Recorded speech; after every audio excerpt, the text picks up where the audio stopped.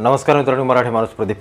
धर्मवीर 2 हा चित्रपट आलाय आणि हा चित्रपट आहे ना, चित्रपटाच्या चष्म्यातून पाहण्यापेक्षा तो एका राजकीय दृष्टी किंवा राजकीय चष्म्यातून त्या चित्रपटाकडे पाहावं लागेल. कारण त्या चित्रपटाची ती सगळी भूमिका, त्या चित्रपटाची सगळी स्टोरी, त्या चित्रपटामध्ये जे जे काही दाखवले ते सगळं राजकारणाशीच संबंधित आहे. त्याच्यामुळे या चित्रपटाचा एक अत्यंत महत्त्वाच्या काही गोष्टी मला तुम्हाला सांगायच्या आहेत आणि त्या गोष्टी तुम्हाला कळणं फार महत्त्वाचं आहे. कारण त्या जर गोष्टी कळल्या नाहीत, त्या गोष्टी उलगडल्या नाहीत तर कदाचित बनवलेला चित्रपट काहीच कामाचा ठरणार नाही. सगळ्यात महत्त्वाची गोष्ट म्हणजे धर्मवीर आनंद दिघे साहेबांच्या सगळ्या जीवनपटावरती हे दोन्ही, धर्मवीर पहिला आणि धर्मवीर आताचा हा चित्रपट आलेला, हा दोन्ही चित्रपट त्या सगळ्या गोष्टींवरती अवलंबून आहेत.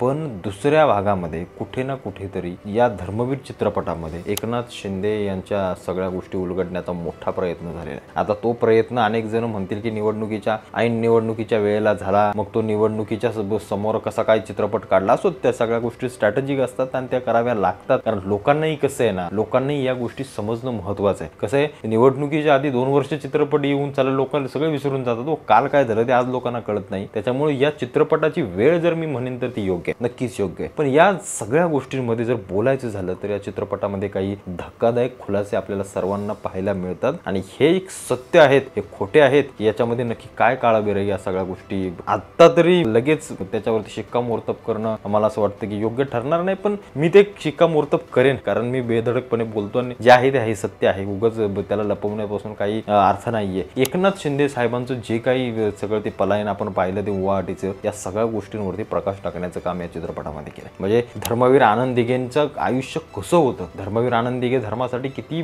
झटणारे होते, म्हणजे त्यांची शिवसेना ही संघटना त्यांच्यासाठी किती महत्वाची होती, ही गोष्ट देखील याच्यामध्ये फार मोठ्या प्रमाणामध्ये अधोरेखित करण्यात आले. आणि त्याचबरोबर दिघे साहेबांच्या बरोबरची ही सगळी जी लोक आहेत ना, ही सगळी जे कार्यकर्ते आहेत, मग त्यामध्ये एकनाथ शिंदे असो, बाकीचे जेवढी सगळी लोक आहेत यांच्यावरती देखील फार मोठा प्रकाश टाकण्याचं काम केलंय. आणि या चित्रपटामध्ये 2 स्टोरी चालतात, एक आनंद दिघे साहेबांची आणि एक एकनाथ शिंदेची. या दोन्ही स्टोरी शेवटपर्यंत घेऊन जातात आणि शेवटला एक गोष्ट सांगण्याचा ते प्रयत्न करतात आणि ती गोष्ट म्हणजे आनंद दिघेंच्या मृत्यूविषयी. पण ती गोष्ट पुढे उलगडत नाही. त्या गोष्टीसाठी मला असं वाटतंय अजून एखादा चित्रपट येणं फार महत्त्वाचं आहे आणि तो येईल, निश्चित येईल. आणि तो येण्यासाठी या सगळ्या गोष्टी अर्धवट सोडलेल्या पाहायला मिळतात. पण काय वाटतं, एकनाथ शिंदेंनी जे काही पलायन केलं, पक्षातून जाणं, ते योग्य आहे? राजकीय दृष्ट्या जर मी बोलायचं झालं तर ते निश्चित योग्य आहे. कारण योग्य कसं म्हणता येईल, कारण ज्या शिवसेनेमध्ये या लोकांचा जीव घुटमळत होता, किंवा ज्या शिवसेनेला बाळासाहेबांनी सांगितलं की मी माझ्या शिवसेनेची काँग्रेस होऊ देणार नाही, ज्या दिवशी होईल त्या दिवशी हे दुकान माझं मी बंद करेन, त्या शिवसेनेमधले हे सगळे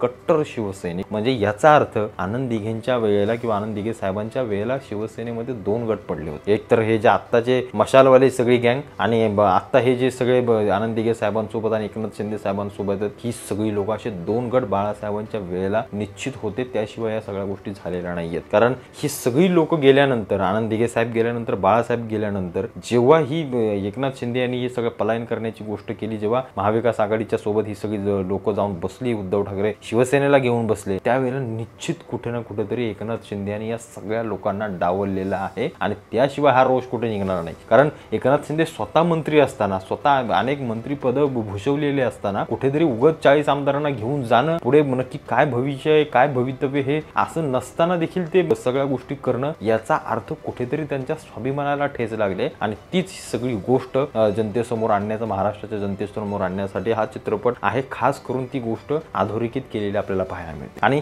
याच शिवसेनेला, जी शिवसेना एकनाथ शिंदेनी फोडून बाहेर काढले, त्या शिवसेनेचा शिवसेना प्रमुख म्हणून एकनाथ शिंदेच्या मनामध्ये आजही राज ठाकरेंचं मला असं वाटतं कुठं ना कुठेतरी स्थान आपल्याला पाहायला मिळते. कारण त्या चित्रपटामध्ये त्यांनी जी काही गोष्ट, जेव्हा काही वाक्य बोलले, की तुम्ही सगळेजण पाहाल तेव्हा तुम्हाला समजेल की राज ठाकरे हे खरे शिवसेना प्रमुख होते आणि त्यांना डावललेलं आहे. या सगळ्या गोष्टी ते चित्रपटाच्या मार्फत जनतेला सांगण्याचा प्रयत्न करतात. आणि हे निश्चित आहे, त्यांच्या मनात देखील आहे की राज ठाकरे शिवसेना प्रमुख आहेत. पण आता पुढे जाऊन असं पाहणं आहे की जी शिवसेना एकनाथ शिंदेंनी बाहेर काढले, जी खरी शिवसेना आहे बाळासाहेबांची, ती शिवसेना प्रमुख राज ठाकरे होतील का, हे अनेक प्रश्न आहेत समोर. आणि भविष्यामध्ये काय नक्की होईल या सगळ्या गोष्टी अनुत्तरित आहेत. पण पुढच्या येणाऱ्या भागामध्ये आनंद दिघे साहेबांच्या मृत्यूचं गूढ नक्की उलगडेल का, आणि ते उलगडणार असेल तर मग ते नक्की कोणावर खापर फुटतं हे पाहणं फार महत्त्वाचं आहे. संशयाचे धागेदोरे अनेकांच्या डोक्यावर फिरतायत, पण ते संशयाचे धागेदोरे नक्की कुठल्या वेळेला बाहेर काढले जात आहेत, या राजकारणाच्या सूचक काही गोष्टी एकनाथ शिंदेनी शेवटच्या पार्टमध्ये दाखवून दिल्यात. त्याच्यामुळे प्रत्येकानं हा चित्रपट नक्की पहा.